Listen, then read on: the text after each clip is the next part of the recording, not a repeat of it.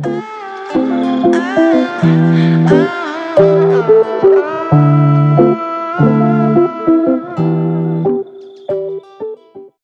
jaran! Ayan na. Luto na ang ating napakasarap na gatang tilapia with pako. Thailand style.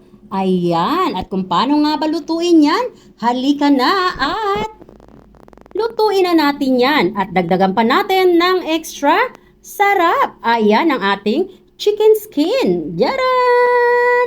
Wow! Extra sarap, extra bango, extra yummy. Let's cook!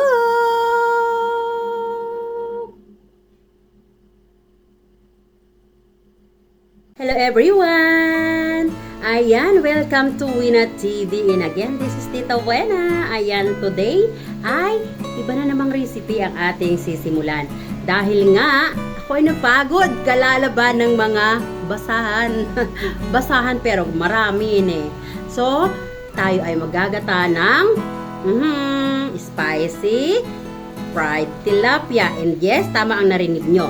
Ang ating tilapia ay atin munang ipa-fry bago natin gagatan. This is Thailand style. Pero iibahin natin ang ating methods. Imbis na pichay lang lahat ang halo niya, lalagyan natin yan ng pako. Pako or fern na napakasustansya. Alam ba nating lahat? Ang fern ay napakataas ng antioxidant. Yes, na maiko-contribute natin sa ating body circulations, which is our body circulations needs. So, lalagyan natin ito ng maraming pako. At dito nga, ay pakikita ko muna sa inyo ang ating huge tilapia. Look at that. Lalaki niyan, guys. So, ayan guys, yung ating mga tilapia. Ang tataba nila, guys. Ayan. Super tataba nila. Ayan. So, lilinisin muna nating mabuti yan. At pagkatapos nating linisin mabuti, ay ipa-fry natin. Ayan. We have 3 huge tilapia. At meron nga tayo ditong freshly harvested na pako o fern. Ayan. At meron ako dito na pichay na pagkakalimutan ko sa ating refrigerator. Isasama natin yan. Isasapin natin yan sa tilapia sa ilalim. Ayan. At syempre, hindi natin makakalimutan ang sili. Ayan. Sili is life. Spicy is life. At naturalmente, mayroon tayong bawang, sibuyas, kalamansi. Tinatanong nyo kung bakit may kalamansi. Diyan lang kayo. Tingnan nyo, kailangan natin yan. Yan ay kumpleto ng sarap ng ating lulutuin. At syempre pa, hindi mawawala ang durog na paminta. Yes, durog na paminta, pampadagdagin ng sarap.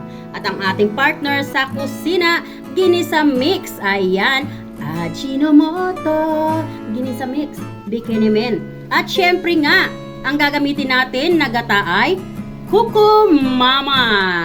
Yes, unang piga, fresh gata. Ayan, guys, alam nyo ba, napakasarap nito guys. You cannot underestimate the taste kasi very concentrated siya at napakasarap niya talaga. It's just like a real gata. And then, hindi ka na magkakagata, hindi ka na magkakudkud. Oo. Kaya nga nung na-discover ko ito, Kuko Mama na ako. Wala nang iba. Kaya naman, Kuko Mama, bikini men. Ayan. At halika na nga. At tayo ay magsisimula na maglinis ng ating tilapia. Ay, siya nga pala. Sa pagluluto natin ay gagamitan din natin ng asukal. Asukal yan guys. Nilagay ko lang dyan para hindi lang gamin. Jaran. Ayan, halika na. Linisin na natin yung ating tilapia. Ayan mga guys. Linis muna tayo ng tilapia. Alam nyo guys, gusto kong kumain ng tilapia, especially pag ganitong matataba, no? Freshly catch, no? Pero, struggle talaga ako sa paglilinis.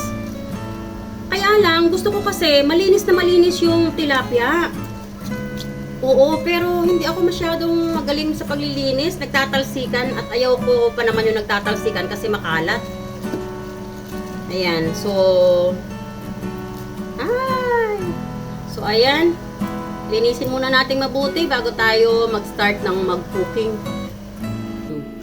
Ayan mga best, nalinis na nga po nating mabuti ang ating tilapia. Praise the Lord, hallelujah. Alam nyo guys, ayoko talaga na naglilinis ng tilapia. Kaya lang ito ay binili ko ng buhay, no? So hindi sila naglilinis. So ayan guys, dito sa ating pagsisison ng ating tilapia, ay lalagyan muna natin ng asin. Ayan, lagyan din natin ng asin ang loob. Ganyan.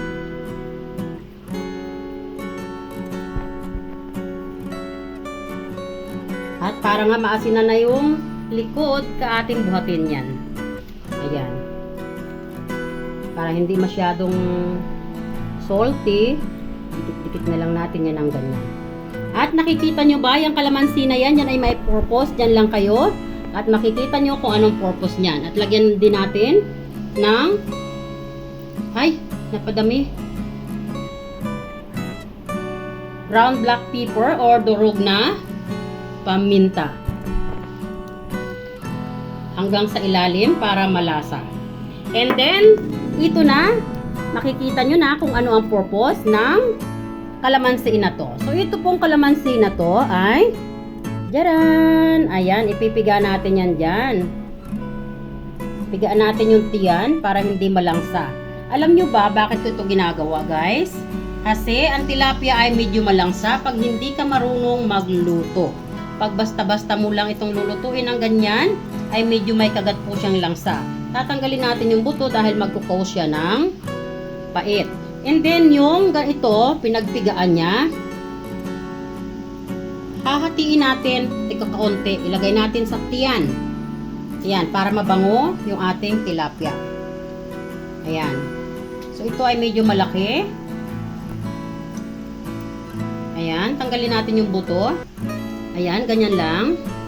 At ilagay natin dito sa tiyan. Ayan. And now we are ready to fry. Ayan, piga-pigaan natin yung buntot. Alam nyo guys, pinapakranch ko kasi yung buntot na yan at kinakain ko yan. Gusto ko. Piga-pigaan natin ang ulo. Ayan. Alam nyo guys, masarap ang ulo, no? Favorite ko ang ulo. Oy, favorite ang ulo. Alam ko kayo rin, favorite nyo ang ulo. O baka namang ibang ulo yan. Ayan, halika na, mag-fry na tayo. Tanggalin natin yung buto guys. Halika na, mag-fry na tayo. Sa mainit na oil, ay ilagay na natin ang ating tilapia. Maglalagay ako ng dalawa para save time and save gas. Ayan.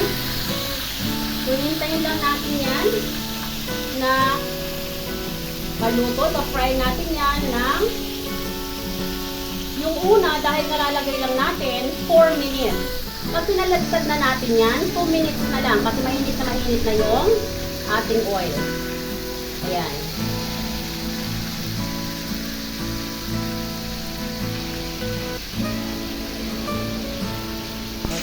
Focus mo. Ayan mga guys. So, pag hindi masyadong marami ang oil nyo at malaki yung inyong pinafry, katulad ng pinafry ko, no? Medyo i-swirl nyo lang yung inyong oil na ganyan, oh. Ayan. Para pumasok din sa loob ng tiyan, maging crunchy din yung tiyan. Alam nyo bakit? Hindi na ako masyado naglalagay ng napakaraming oil. Ang mahal na guys ng oil. Yung 1 litro ng oil ngayon, alam nyo ba, 280 pesos niya, no? So, gusto guys, sobrang hirap ng buhay, dapat tipid-tipid tayo. And then, ayan. Tingnan natin kung pwede nang baliktarin. Ayoko nang masisira siya. So, dahan-dahanin natin.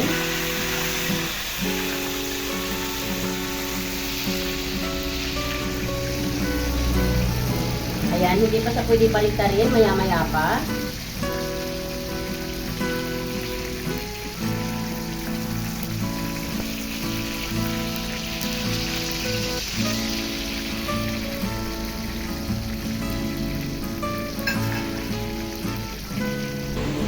Ayan mga guys, halika na at baliktarin na natin. Oh, tiyaran!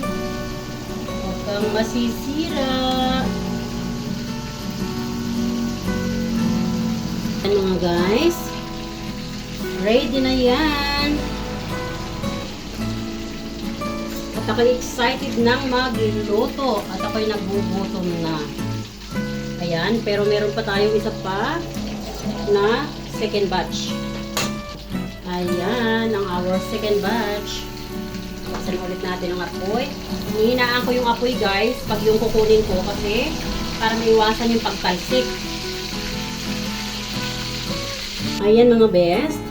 Dito sa pinagprituhan ng ating tilapia ay meron akong marinated na chicken skin. Ayan. So, ipa-fry natin yan dyan. Ma-crunchy at ilalagay natin yan sa ibabaw ng ating gagataan na tilapia. Ayan. So, minarinate ko po yan from this morning para mas malasa.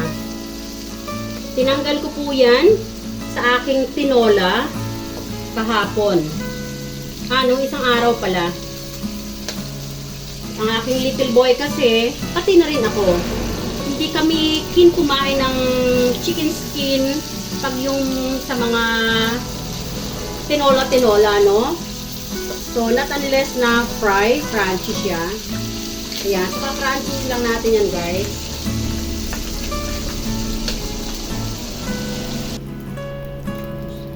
Ayan mga best, napaka-crunchy na nga natin ang ating chicken skin. Ngayon ay kukunin na natin yan.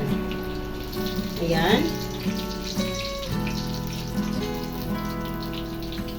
Ay, siya nga pala, nakalimutan kong i-mention sa inyo. Bago po natin ipinry itong chicken skin, binawasan natin yung oil na pinagprituhan natin ng tilapia. Yes. And now, dahil marami na namang oil galing sa chicken skin, babawasan na naman natin yan bago tayo maggata. Tingnan muna ng konti. So, ayan, sa pinagprituhan din ng ating chicken skin ay dito na rin tayo magigisa. Unahin natin ang ating luya. Ayan. At yan po ay mininis ko. Balik na natin ulit sa medium heat. Ayan. Pwede na rin natin ilagay ang ating bawang. At ang ating bawang ay pinaliit ko lang din. Semi-minced din ang ating garlic. Pwede na rin natin ilagay ang ating sibuyas.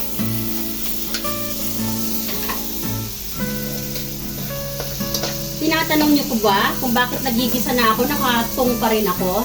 Yes, komportable. Komportable guys. Ayan. So, medyo spread lang natin yung ating mga ingredients para mabilis silang mag-fry. Ayan, para mabilis mag-crunchy ang bango. This is so good. So, ayan guys. Medyo itabi na natin yung ating mga ingredients. Itabi at ilagay natin sa very low heat. Now, tayo ay magsisimula ng maggata. Dito nga ay ilagay natin yung ating pichay.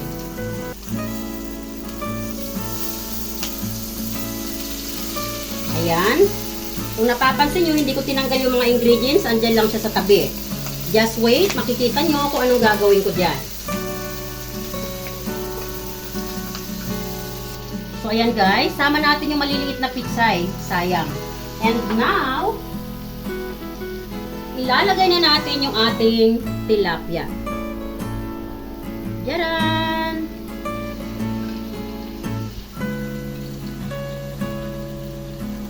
Ayan. At yun nga yung mga ingredients na ating itinabi, ilagay natin dyan sa ibabaw. Tayo ay naka very low heat guys ha. Very low heat para hindi masunog. Ayan.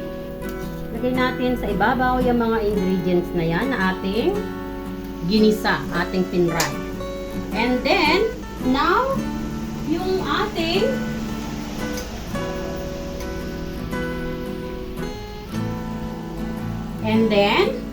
now, ilalagay na natin yung ating fern or pako. Ayan.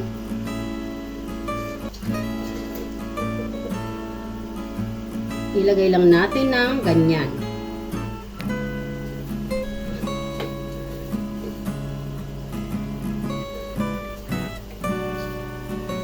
Ayan, at pagkalagay nga natin ng ating pako, ay meron tayong, syempre, hindi mawawala ang sili dahil hindi ganado ang pagkain pag walang sili. Pero hindi ko na lang yan dudurugin dahil ang aking little boy, hindi siya keen kumain ng spicy. But Tita Wena who don't be happy without spicy. Ayan. So, ilagay lang natin yan dyan sa ibabaw. Ayan, guys. At this time nga, ay maglalagay na tayo ng ating wala nang iba kundi kukumama. Halika na. Lagay na natin yan. Ayan. Ayan.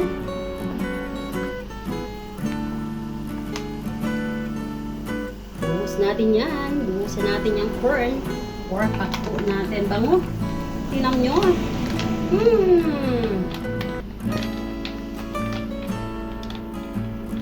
Alam nyo guys, yung ating ginisa mga ingredients, nung natuluan na ng gata, napakabango. Then how much more pag kumukulo na yan? Can you imagine? Ngayon pa lang mabango na. Sigurado mamaya sa kainan. Kainan. And now ay maglalagay na tayo ng durog na paminta. Kayo na lang guys ang mag-adjust ha kung gaano karami ang gusto nyong ilagay. Ako gusto ko medyo generous. At maglalagay nga rin ako ng aking partner sa kusina, ginisa mix. Ayan.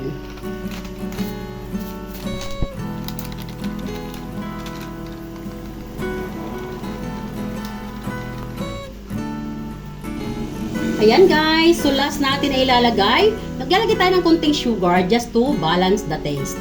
Remember, konti lang. Ayan. Budbud lang din natin sa ibabaw para lahat ay balancing ang lasa. Ayan. And now we will begin to put some medium heat again. Ayan. We put it back again sa medium heat. Ngayon lang na nailagay na natin ang lahat ng mga ingredients. At yan nga po ay ating tatakpan.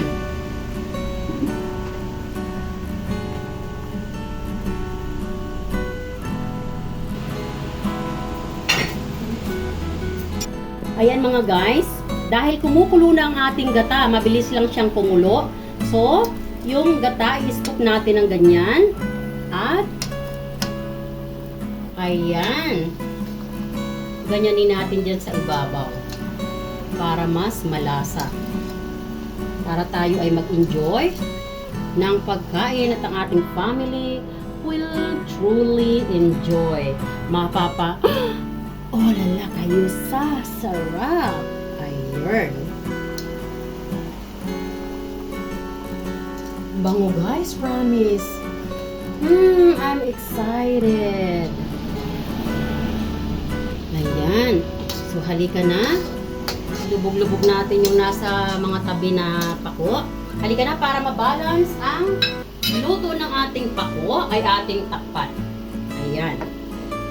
Okay lang po yan na i-compress na natin.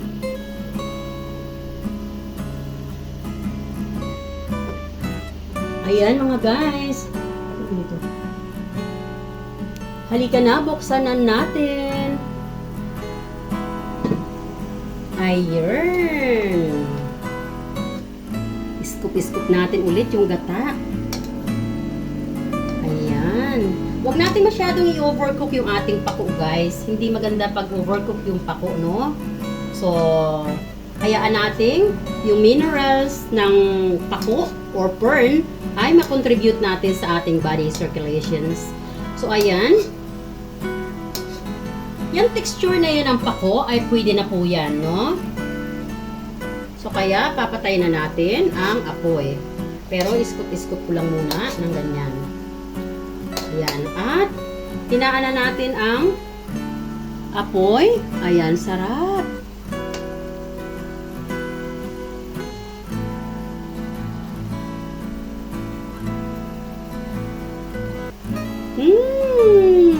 Yummy!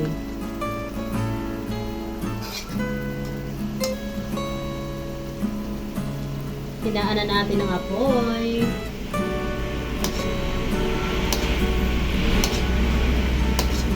Ayan. Tikman muna natin. Wow! This is so good! Halika na. Patayin na natin yan, guys. And jaran! At tayo ay magpi-plating na. Sa ating pagpi-plating, syempre, para maganda ang ating presentation, dahan-dahan lang para hindi ma-deform. Ayan. So, tanggalin muna natin yung ating pako sa ibabaw.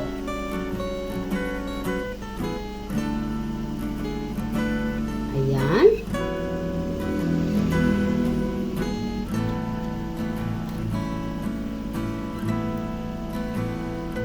Tadaan! Ayan. At saka natin ilalagay yung ating pako. Ayan. Bango guys, promise. Ayan. At huwag kalimutan ang first love ni Tita Wena. Ayan. Alam nyo guys, promise. Ay, naku, lutuin nyo na to guys. Mai-in-love kayo sa sarap. Ayan. Jaran! Wow! Look at the sauce. Ooh! Halika na at kakain na tayo.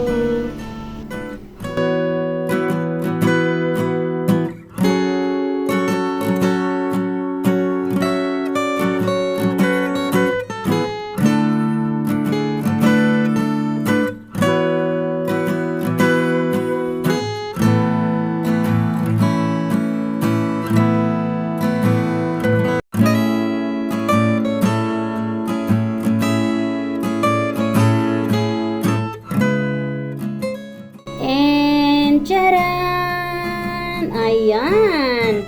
Luto na at nakaserve na sa table natin ang ating napakasarap na ginatang tilapia with prawn or pako. Kaya naman, sa mga hindi pa nakaka-subscribe dyan at mga baguhan sa aking YouTube channel, please don't forget to consider subscribe. And don't forget to write down a little bit longer comment for my revenue. And if you guys handling na YouTube channel too, please share my video and I will do the same to make us grow all together. I love you all guys, and like I always say, this is Tita Wena saying, don't forget to keep loving one another. At ang ating putahe today, ginatang tilapia with prawn. Thank you so much for watching. I love you all guys. Bye. God bless.